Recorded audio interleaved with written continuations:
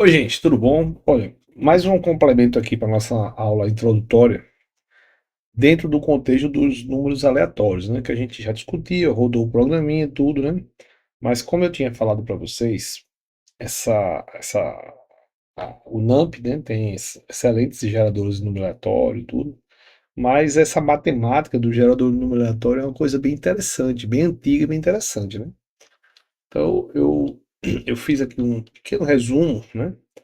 E só para anunciar para vocês o seguinte: não existe mesmo computacionalmente um número aleatório. O que existe é um número quase aleatório ou pseudo-aleatório. Entendeu? O que acontece é isso: você entra com uma dada semente, que é aquele valor inicial, e pega-se uma dada função que usa aquela semente para fazer uma operação e calcular um número pseudo-aleatório.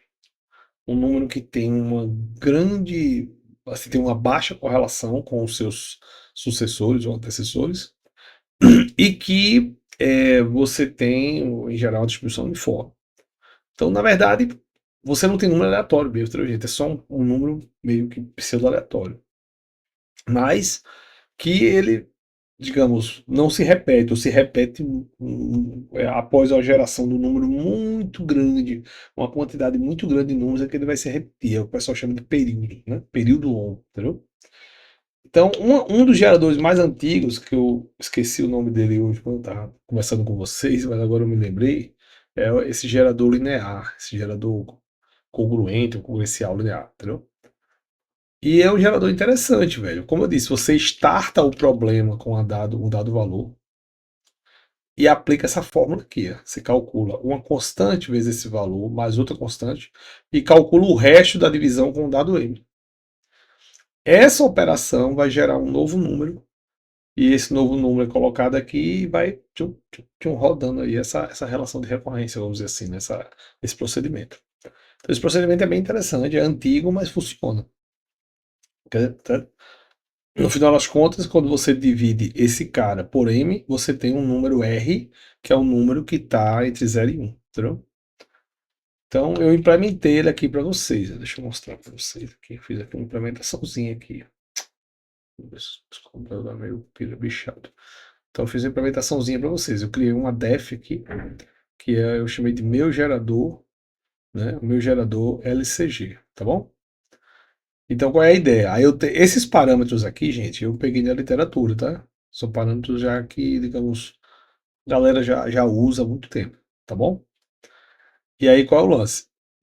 Você inicia o problema com a dada semente. Então o primeiro valor da sua série é essa semente. Aplica ela dentro dessa equação aqui e acha o próximo valor. Entendeu? Aí o resultado, como eu disse, o resultado é esse x sobre m. Entendeu? Aí observe que eu estou fazendo aqui uma coisa, uma propriedade do Python, que é uma coisa de aglomerar. Tá? Esse ponto append é o seguinte, ele vai pegar esse resultado aqui, que é essa fórmula dividida por m, que esse número está aí de 0 e 1, ele vai pegar esse resultado e vai aglomerar nesse vetorzinho aqui, nesse cara aqui. Então, no final das contas, observe que está dentro de um loop. Você faz o loop dentro de uma faixa de valores, certo? Isso aqui está dizendo o seguinte, ó.